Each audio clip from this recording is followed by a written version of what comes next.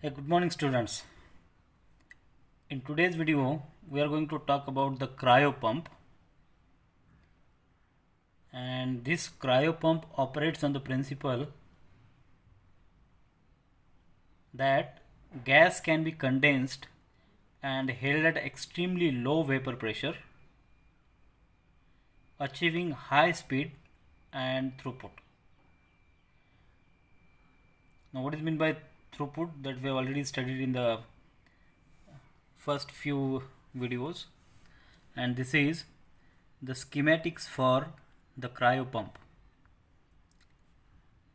It has a 80K baffle and cold stages. First cold stage, second cold stage, right?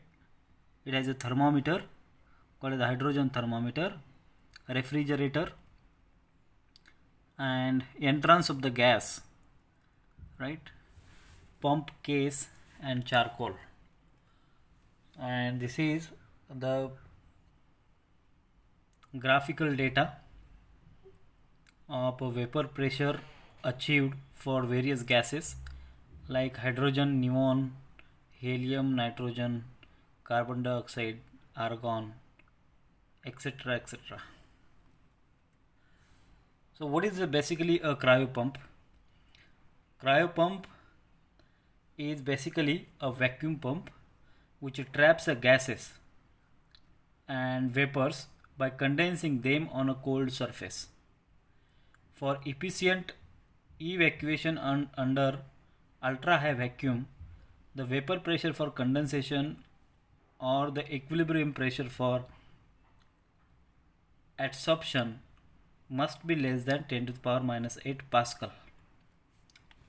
That's called as a cryo pump.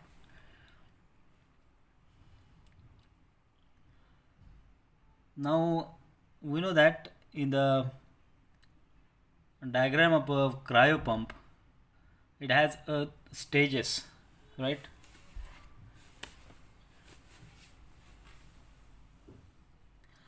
So according to this diagram, if the cryo cooled surface such as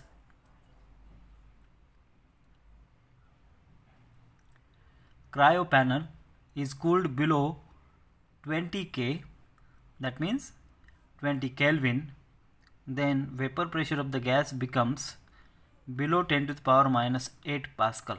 This is 10 to the power minus 8 Pascal. Provided the vapor pressure is lower than that of the nitrogen.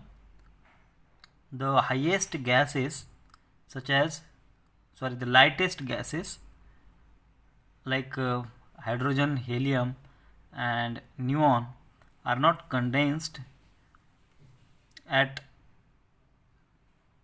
20 Kelvin. Therefore, instead of relying on condensation alone, adsorbent made of a special porous material are provided to adsorb this kind of materials.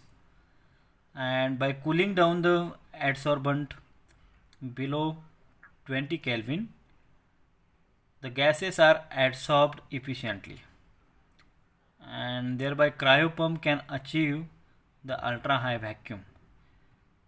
There are two ways to cryo cool the surface of the cryo pump. One is a use of coolant such as liquid nitrogen LN2, which has a temperature 77 Kelvin, or liquid helium, and the other is a small closed cycle helium refrigerator. This kind of a cryo pump depends for its operation on physisorption of the gases on chilled surface. Roughly speaking, the temperature chilled surface determines the ultimate attainable pressure, while the reformative power determines the pumping speed. The cryo pump on the face of it would appear similar to the sorption pump in relying to physisorption on a cold surface for its pumping option. The temperature of the operation of the cryo pump is always much lower than that of the sorption pump, and therefore the vacuuming process involves the condensation of gases onto the cold head. The variation of the equilibrium vapor pressure with temperature for different gases and temperature less than 20 Kelvin, the vapor pressure of the gases